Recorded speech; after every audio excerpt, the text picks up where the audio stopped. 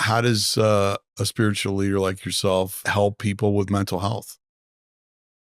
So first, spiritual leaders need to know their limits.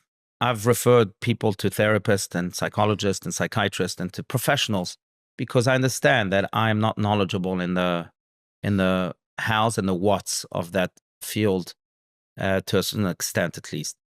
But when people come to spiritual leaders with their mental health issues, they usually come because they are not interested in knowing how to medicate themselves. That psychiatrists will do for them. They're not necessarily interested in understanding their disease or their issue because that psychologist will do for them. What they're interested in knowing from a spiritual leader is the why. Why did God give me this disease? What's the good side of it? And how can I really channel my disease in a constructive way, not run away from it, fight or flight, not fight it, but rather transform it into a springboard for growth, into a way in which I can help others. And I've seen that countless times. People who had a specific mental disease, and they've, with the help of professionals, they've either healed themselves or controlled it. Now they become sources of inspiration to others with the same exact mental disease. And they say, look, we've been through this, and we feel that this is now our purpose.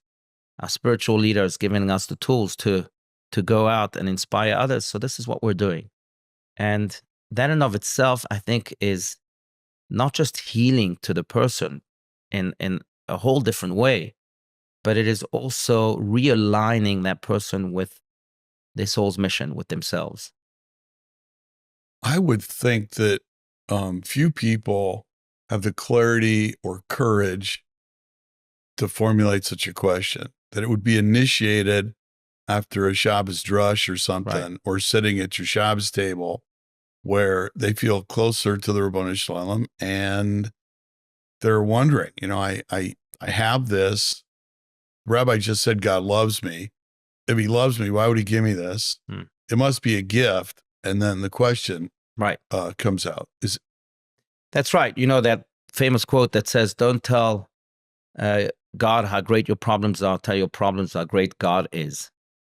And in many ways, I think that when people come to shul, hear a Drush, or meet with me or any other spiritual leader, they come out feeling a little bit better. But what does that mean? What it means is that they feel that God is on their side. God is giving them that problem, quote unquote, in order to use it to inspire others, to benefit others. Look, I'm going to go in a slightly different direction because this is particularly true with mental health. It fascinates me that in English, when we have physical diseases, we say, I have. Like, I have the flu, I have a cold, I have COVID. But when it comes to mental diseases, we say, I am. I am bipolar. I am schizophrenic. I am ADD. I am ADHD. Why? Why would you say I am and define yourself by your mental disease, yet you don't define yourself by your physical disease? That term shouldn't exist. In Hebrew, there's no word for am. It's just I. So you can't be defined by anything really in life, not by your physical diseases, and certainly not by your mental diseases. The only definition that you can have is that I am a soul. I'm a part of God. I'm therefore infinite. And when people understand that and they hear that from their spiritual leaders, especially people with mental diseases, they realize, oh, okay, now I can deal with it. Yes, I'll go to professionals and deal with it. But it's not me. I have a soul that can overcome this, that is so much more powerful. And I have a soul that can use this for its purpose, to inspire others, to benefit others. But it's really getting rid of the I am my mental disease. I'll share with you a quick story, but I also learned this when I was in Israel once. I was visiting my rabbi who had a stroke a few years ago, and I went to the hospital visiting him, and I was trying to find a parking spot for my car, and I see someone zooming into a disabled parking spot, and there was an officer there, and I'm watching all of this, and the officer comes to this guy's window and knocks on it and says to him, "Excuse me, you just parked in a disabled spot. Are you disabled?"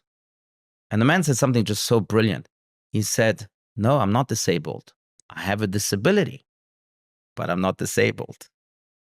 He was, quote unquote, disabled, or that's how society would have defined him. But he chose not to define himself by his disability. He said, I have a disability, but I'm not disabled. And I thought it was just brilliant. I wish everyone with any type of disease, physical or mental, would say, I am a soul. And my soul can overcome this and use this for my benefit and the world's benefit altogether. So it's not just a cute little nuance. No, no, that's right. It's something that speaks to the very essence of man. So you don't get to where somebody comes in inquisitive about dealing with these as a kapara or something, like a payment for sinning, or reincarnated, right? And, I have a tikkun of my soul, a repair I need to do. Mm-hmm. Is that like Analysis 101, or is that even a soul talking? Is that an academic perspective? It's a delicate subject because, yes, we do believe that every challenge that befalls us did not happen to us, but it happened for us. And it happened for our repair, for our growth, for our tikkun, like you just said. But knowing exactly why and what type of repair, I don't think we can know. God hides certain things from us. And I think we have to have that approach. Yes, it's for my good. It didn't happen to me, it happened for me. And by having that approach, we also see the challenge as something that's quite encouraging instead of discouraging, something that lifts and not pulls us down. But it's just a piece of the puzzle. The other piece of the puzzle is that it's here for my purpose, not just for me and my repair. So what's this whole notion of Middah K'neged Middah, Rabbi? Right? An act for an act, right? Absolutely. Where does that fit?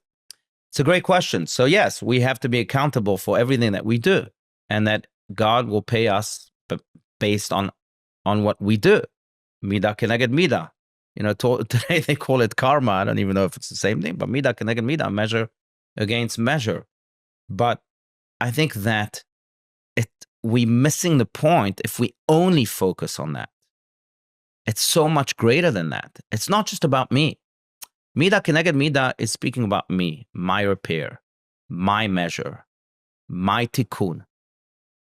But it's much more than that. God gave you this challenge for you to benefit the world with it. Look, we learned that from our forefathers, our mothers. Every historic figure in Jewish history has had challenges. But look at David HaMelech, King David, who maybe had the most challenge in Jewish history.